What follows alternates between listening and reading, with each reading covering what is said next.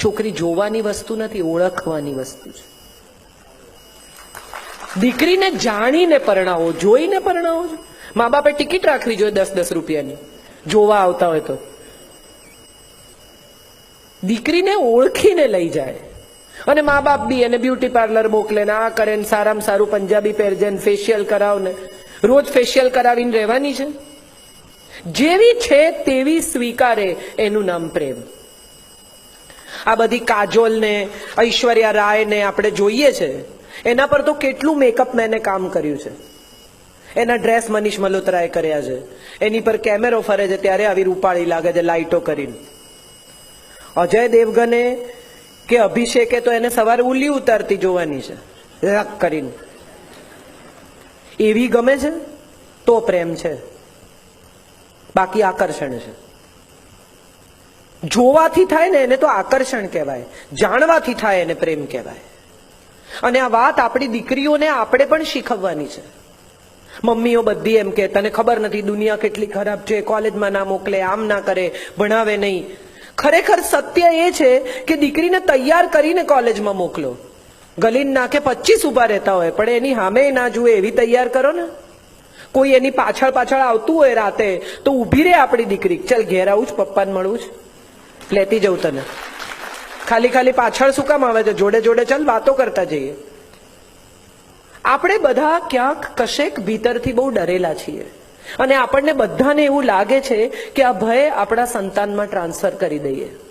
આપણે તો શૂરવીર છીએ, આપણે કોનાથી ડરીએ ને શું કામ ડરીએ? આપણી દીકરી એટલી શૂરવીર હોય કે કાલી દુર્ગાનો અવતાર થાય. કોક ને કોક છેડતું હોય તો આપણી દીકરી ત્યાં જઈને ઊભી રહે. શું છે ભાઈ? એને બદલે આપણી દીકરીઓને આપણે દબાવીએ, આપણી દીકરીઓને આપણે કંટ્રોલ કરીએ, આપણી દીકરીઓને આપણે એવું શીખવીએ કે નહીં બોલવાનું, ચૂપચાપ આવી જવાનું. શું કામ નહીં બોલવાનું? હિંમત રાખવાની. આવતીકાલે સવારે જો એને સમાજમાં કોઈ પરિસ્થિતિનો સામનો કરવો પડે તો આપણી દીકરીઓને એવી તૈયાર કરીએ કે લોકો દાખલો આપે કે વાહ, આમની દીકરી જોઈ તમે.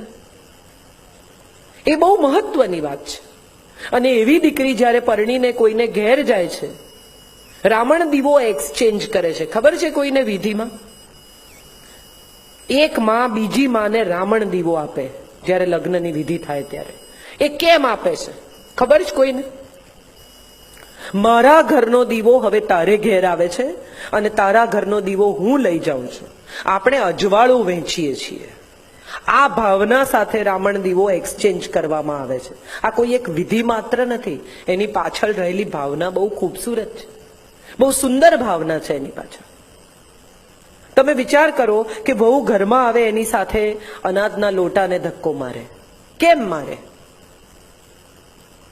કારણ કે હવે પુત્રવધુ ઘરમાં દાખલ થાય છે, ધન ધાન્ય કાયમ માટે ઘરમાં આવી જ રીતે ઢોળાયેલા, ફેલાયેલા, વિખરાયેલા રહે. કોકની દીકરી આપણે ઘેર આવી છે, ગૃહલક્ષ્મી શબ્દ વાપરે છે. ઘરની લક્ષ્મી છે. એની સાથે આપણે ખરાબ રીતે વર્તીએ તો ઈશ્વરની લક્ષ્મી નારાજ જ થાય, એમાં બીજું કંઈ થાય જ નહીં. જે દીકરીને આપણે લઈ આવ્યા છીએ એને આપણે પુત્રવધુ કહીએ છીએ. પુત્રથી વધુ છે તે. પુત્રવધુ શબ્દનો અર્થ શું છે? પુત્રવધુ શબ્દનો અર્થ છે જે પુત્ર કરતા પણ વધુ છે તે, જે પુત્રથી પણ વાલી છે તે, જે પુત્રથી પણ વધુ મને કામ લાગવાની છે, મને સ્નેહ કરે છે તે પુત્રવધુ. ગૃહલક્ષ્મી, આવા સુંદર શબ્દો આપણને સંસ્કૃતે આપ્યા છે. આ શબ્દો આપણે જાણતા નથી અથવા જાણીએ છીએ તો વાપરતા નથી. મને ક્યારેય કોઈની બી દીકરી પગે લાગે કે કોઈની બી પુત્રવધુ પગે લાગે, હું હંમેશા રોકું કે લક્ષ્મીને પગમાં ન નમાવાય. પૈસા કેવા આમ આમ કરીને લઈ લઈએ છે, આ જીવતા જાગતા પૈસા છે, ન નમાવો. દીકરીને દબાવી દેવાથી, દીકરીને કે પુત્રવધુને અમુક રીતે નમાવી દેવાથી જો આપણું કંઈ સારું થાય છે એમાં આપણે માનતા હોઈએ તો એ ભૂલી જજો. હું હંમેશા એવું માનું કે વસ્ત્રની અંદર મોડર્નાઇઝેશન નથી. હમણાં જ અમે પાછળ બેઠા હતા અને બેન મને કહેતા હતા કે સ્વતંત્રતા અને સ્વચ્છંદતામાં ફેર છે. હા, હું એવું બહુ દ્રઢપણે માનું છું. સાડી પહેરવાથી તમે જૂના પુરાણા વિચારોના છો એવું નથી, અને જીન્સ પહેરવાથી તમે બહુ મોડર્ન છો એવું પણ નથી. દીકરી 16, 17, 18 વર્ષની થાય એટલે પિતાએ એને બેંકમાં જતા શીખવવું જોઈએ, સ્લીપ ભરતા શીખવવું જોઈએ, પાસબુક અપડેટ કરતા શીખવવું જોઈએ. મેડિક્લેમની પોલિસી ક્યાં મૂકી છે અને એનો નંબર શું છે, એનો નંબર ક્યાં લખેલો હોય એ શીખવવું જોઈએ. LICની કેટલી પોલિસી છે ને છે તો કઈ છે, ક્યાં છે એ શીખવવું જોઈએ. આ બધી પ્રવૃત્તિ આપણે આપણા સંતાનોને, આપણી દીકરીઓને, આપણી પત્નીઓને શીખવતા નથી.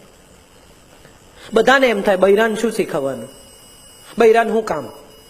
ખરેખર જે દિવસે પતિને તકલીફ થાય કે હાર્ટ એટેક આવે કે બ્લડ પ્રેશર વધી જાય, એ દિવસે જો એને હોસ્પિટલમાં લઈ જવાનો થાય તો ખરેખર પત્ની સિવાય આસપાસ કોઈ નહીં હોય સાહેબ. એને જ શીખવો સૌથી પહેલું. પારકાને તો પછી શીખવજો.